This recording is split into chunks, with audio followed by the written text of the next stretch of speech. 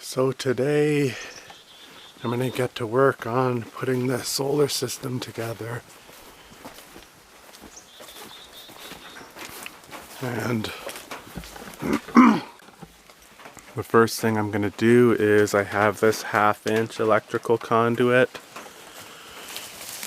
I need to run the solar panel wires from way up there down into the mechanical room here.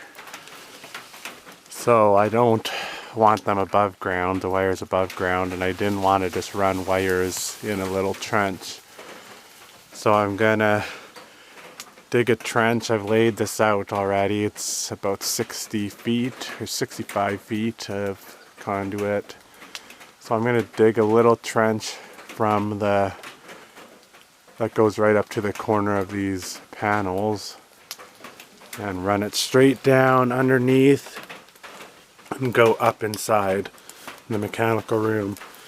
Alright, so here's a quick update of what I've got done so far.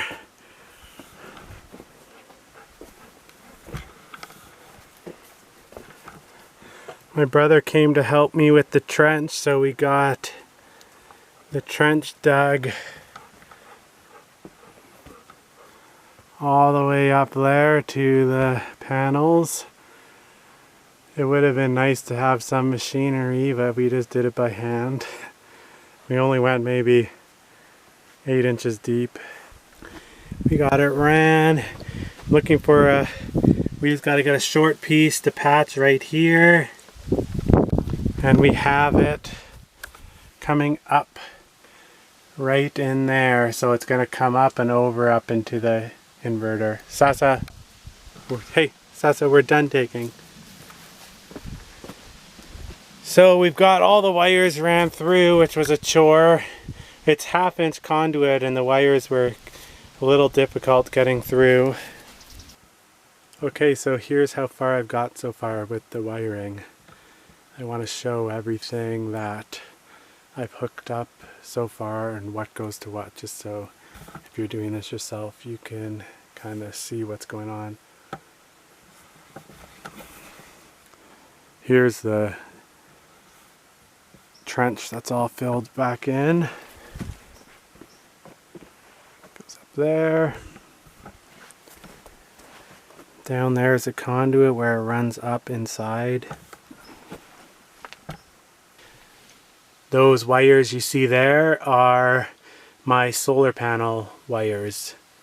So that's where they come up and they'll be running up into the inverter as well. So what we have going on, let me get in here.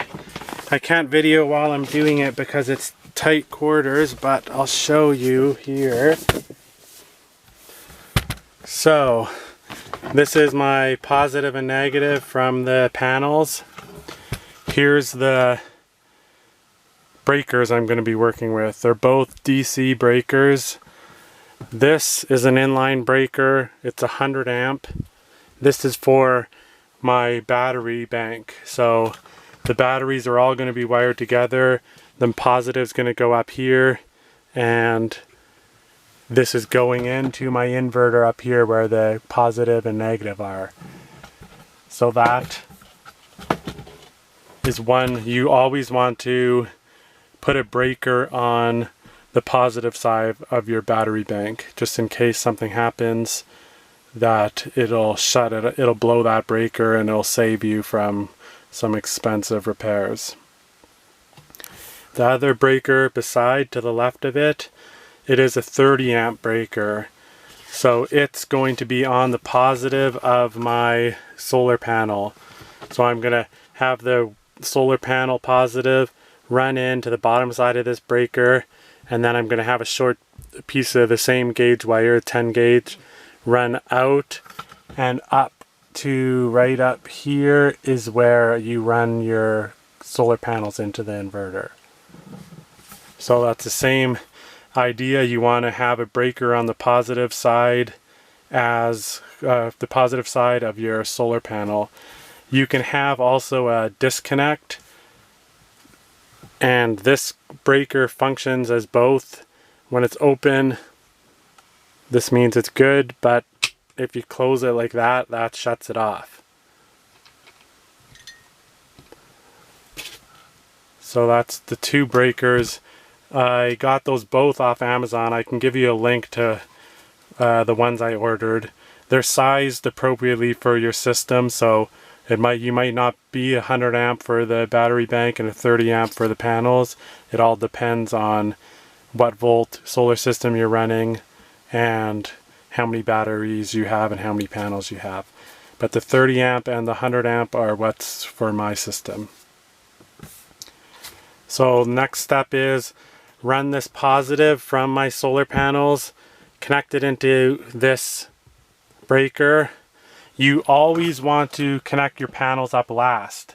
You don't want to connect your panels so they're sending power to the inverter charger before you have batteries where they can store the power. So always do your panels last.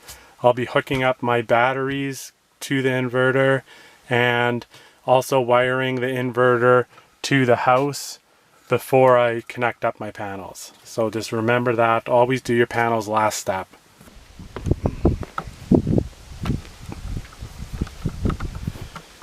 Alright guys, the time is finally here where I do the final hookup of the solar power. So I've been working the last 2 days getting everything ran, getting the trench dug behind me to the solar panels and running down the wires into the mechanical room and getting all the wires ran into the cabin and everything hooked up. So it's all ready and running right now. So I want to bring you up here and show you what I've done and why I did it the way I did it. So I'll bring you up here to the panels and we'll start up there first. So I've got 4 100 watt panels that I ran in series. So if you look up here, you can see each panel I have connected to the next panel. So you go positive to negative, and then my 2 end panels, this one here and that end panel, this one with the red wire running to it is my positive, and the other one is my negative, and the others are just wired together. So the only thing you have to watch out for with doing it like that is up here you'll see it tells you the open circuit voltage of each panel. So that means the maximum amount of volts that it'll produce. So when you wire them in series the way I did, you'll have to times that by 4 if you have 4 panels. So my open circuit voltage is 85 volts. So you'll need to make sure your inverter can handle an open circuit voltage of 80 volts if you're going to run them in series. Another benefit about hooking them up in series is the volts gets times by however many panels there are, but the amps stay the same. So that's why I'm able to run 10 gauge wire, because my amps, I've got low amperage over the wires. If I ran them parallel, the amps would be multiplied, so I'd be running in thicker wire. So it's just something you got to think about when you design your solar system, is if you're going to be running stuff in series and parallel, or if you want to run, sometimes you'll run them in both series and parallel. So I just use your normal MC4 connectors, and this wire that I'm using is bulk wire that I got in 100-foot spools. So I made my own connectors on the end and connected them up to the panel. I saved a lot of money making my own cables. I'll put a link up above to the video where it shows how I made the MC4 connections. It's really easy to do. and they're really cheap for the connectors, and you just have to buy the bulk wire. I saved over half the price of getting pre-made cables over just making them myself. Now let's head down into the mechanical room and I'll show you how to wire everything together with the inverter and how I ran it into my cabin.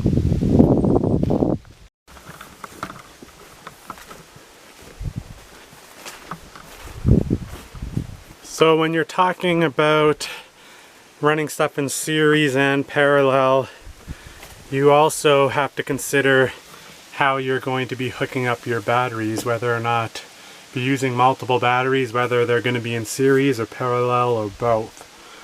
So in my case, I have 4 6-volt batteries, and my solar system is a 24-volt system. It's a 24-volt inverter charger. So that means that I need to hook my batteries up in series to make 24 volts using 6-volt batteries. The way you do that is by going positive to negative on each battery. So if you can see here, here's my first battery. I'm going positive to negative, then positive to negative, then positive to negative. So that leaves me with negative on this battery and positive on this battery. So those are my main connections that run to the inverter. I hook up negative here, positive here, and run them up into the inverter. So that's how you wire batteries in series if you need to make 24 volts using batteries that aren't 24 volt. So whether it's 12 volt batteries or 6 volt batteries or 2 volt batteries, you can all make them into 24 volts.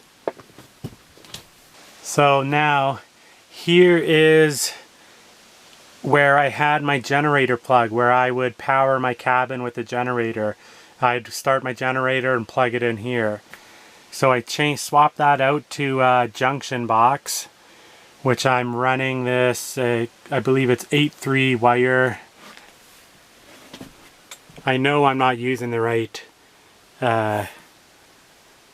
wire clamps or straps. I had some leftover plumbing ones that I used to temporarily secure it to the wall. I didn't want it just hanging loose. So I ran that over, and it is now ran right here. That's my AC out from my inverter. So I highly recommend, if you're going to be doing a solar system, I highly recommend getting one of these all-in-one inverter charger charge controller systems. So everything you need is enclosed in here. It has, this is a 2000 watt inverter, 24 volt inverter. So it's a 2000 watt. It has, it'll peak at double that, so it's up to a 4,000 surge for 5 seconds. So anything that starts up that requires a lot of power to start up, like some freezers or fridges, when their compressor starts up, they draw a lot more. So this will handle 2 times surge, so 4,000 watt surge. But it's a 2000 watt inverter with a MPPT charge controller. So you want the MPPT. It is much more efficient, and it is like a smart charge controller. It'll adjust on the fly how much power it's going to send to your batteries and how much power it's going to take in and store or use to power a load. So you want an MPPT. This one has a built-in MPPT. It has a built-in utility battery charger. So right here, if you see, I have this is just an extension cord. The end, I cut off an extension cord. it's wired in, so if I'm not getting enough solar power and my batteries are getting low, like in winter time, if it hasn't been sunny in a week, my batteries are getting low, I start my generator and run an extension cord from my generator and just plug it in right here, and that will charge the batteries using the built-in battery charger that's built in here. So I've already tested it out and charged these up full with my generator, so the battery charge is working good. You can set however many amps you want to the utility charger to go. Now for the one thing that you need for these built-in or all-in-one systems, they do everything for you. They'll handle the charge controller, it's the inverter, everything's there, but you want to protect it using some breakers. These are DC breakers. This one big one is a 100 amp DC breaker. It's my positive line. It runs down to my battery, so you always want to break your positive.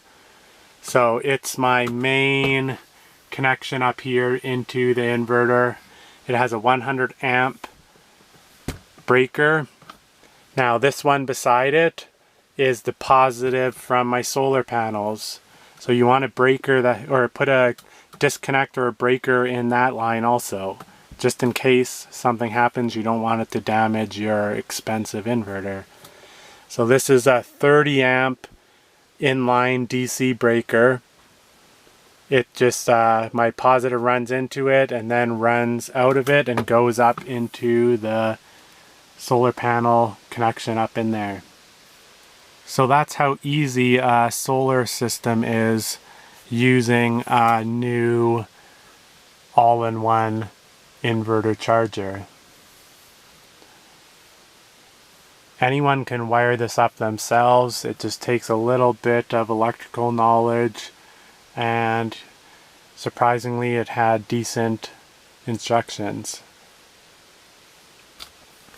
So one thing you want to do, which I still need to finish because I didn't have all the proper clamps, you want to secure everything to, I'm using plywood here, but whatever you want to secure stuff to, secure all your cables. You don't want them hanging, even though they're secured into these where they have the lugs are connected and these wire terminals. They're secure in these terminals, but you don't want the wire hanging its weight off of those. So you make sure to secure it to the wall somewhere, just so it's not being suspended from these terminals in the inverter. Now I'll just give you a quick look at what we have here. So here it shows, this is my output, so it's feeding my cabin with 120 volt power. This is the AC input. If I had my generator turned on, it would be showing 120 input coming in. Here it's showing that my panels are getting power. My batteries are full right here, so it's bypassing my batteries and it's powering the load in my cabin, which isn't anything right now. So you can scroll through all these screens if you want to get an in-depth look. Here it's showing there's my panels that are sending 61 volts. And it's sending 2 amps to my battery. I'm only getting 86 watts from the panels right now. It looks like there's some clouds in front of the sun. So that just changes as the clouds move, it picks up. The most I've had it is, I have 400 watts of panel, and the most I've seen is 376 watts. That's what my batteries are sitting at, 26.8 volts. So they're charged up full. There's 0% load. Right now I don't have anything turned on. I'm charging my one camera inside, so it's not even picking that up.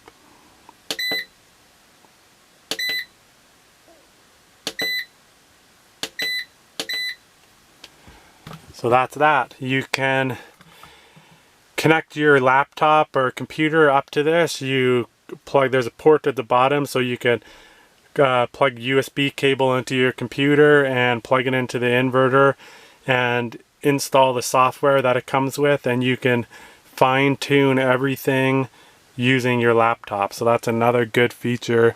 You can turn sounds on and off, you can do whatever, everything. There's more, you can change all the settings through this panel right here, but there's more settings that are accessible if you use the software and use your computer. So I haven't tried that yet, but because I've just used everything through this panel and set it up how I wanted to set it up. But that's another cool feature, is hooking this to your computer. This is how it is all secured in there. They have built in, there's a AC breaker right here, so that'll protect, that'll trip if something happens. It's got 3 other breakers inside, or fuses inside, that are just for safety in case something happens, so it doesn't completely ruin this if something goes wrong. And then this panel here, I just have to put the panel back on the bottom and put the screws back in, and then it is all done and ready to go. You just let it sit. So if you are looking at installing a solar system yourself, make sure you look into one of the all-in-one or hybrid inverter chargers. So you just want to make sure that it has an MPPT charge controller built in, and you can get them in 12 volt, 24 volt, 48 volt. So you can get them for all different types of configurations of the system, and then you just gotta hook batteries up to it basically and add a couple fuses and you're good to go. This inverter was around $680, and that is the inverter, the charge controller, battery charger. So it's everything that you need aside from the cables and fuses and batteries and panels. So if you price out buying the inverter and charge controller separate, then it's about the same price. You end up paying about the same price if you want to build the system completely on your own. Whereas this is all in one, it comes ready to go and you don't have to add anything else to it. So I think this is definitely the way you want to go if you want to install a solar system. So another thing you have to keep in mind is what size wiring you can use. So that's going to be totally dependent on what size of system you're using, how many panels you're going to be using, how many batteries, what size of batteries.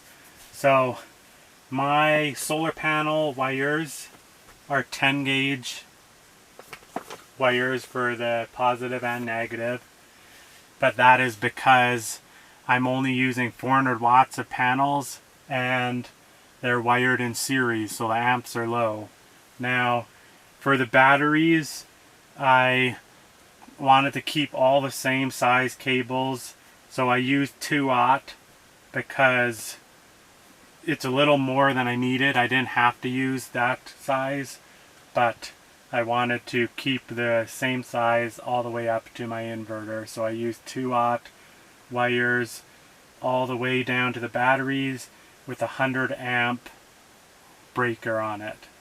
And the reason it was 100 amp is because if you divide 2000 watt by 24 volt, you get around 85 amps max. So if it hits 100 amps, something's gone wrong, it'll blow this fuse. And with this extension cord that I use to hook up to my generator if I need to charge the battery, it says for this inverter, it says you just need a 12 gauge wire. So I used a 12-3 extension cord and just cut the last 3 feet off of it with the plug end on and wired it in. It's called the ACN on the inverter, so that's AC power. I could also plug this into the wall, if I was connected to the grid, you could plug this into the wall and charge off of the grid if you were. But this is just for generator use. So that's wired into AC in. AC out, I ran an 8-3 wire. I could have used a 10-3, but I didn't have it, so I just used an 8. So that is plenty big enough to run into the cabin. I have it going to a 100 amp main breaker in my panel. If you are looking at or interested in buying one of these all-in-one inverter chargers, one thing you should keep in mind is they have fans built into them. This one has 2 fans on the side here. I believe there's one more fan up here. So you hear them. When they are inverting, if I turned on a bunch of stuff in the cabin and there was a lot of load coming off of this, it would kick on some fans and you would hear the fans. It's like having a computer right there. So if you don't want to listen to the beeping and the fans, although you can turn the beeping off if you want, but the fans you can't do anything with. You'd either want to put it in a closet somewhere where you can't hear fan noise, or put it out in an outbuilding, because it is quite loud once the fans kick on. So if you have any other questions about this system, or if you have any questions regarding a solar setup at all, just leave me a comment below and I'll get back to you. And if you enjoyed this video, if it helped you out at all, give me a like, hit the like button, and if you haven't already, make sure to click subscribe and follow along. Thanks, I'll see you on the next one.